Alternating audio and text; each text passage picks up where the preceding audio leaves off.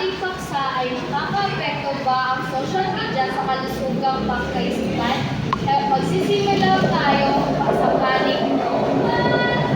Oo, naka-apekto ang social media sa mental health.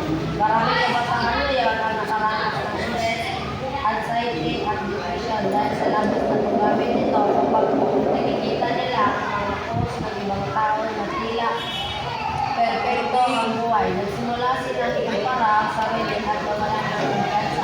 Ang social media ay parang salamin, ngunit kadalasan madali ang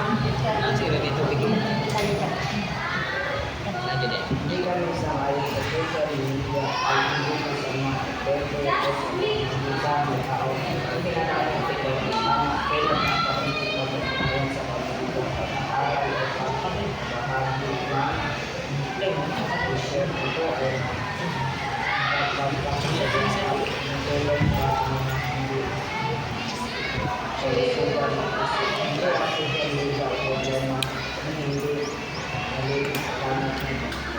Ngunit hindi natin kakailan na karamihan ay labis na ang paggamit.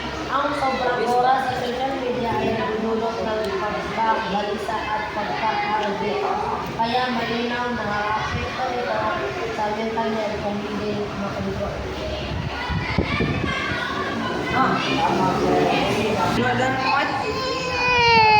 Tugnaw talaga.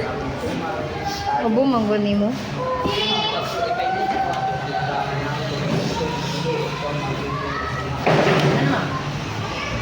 Okay.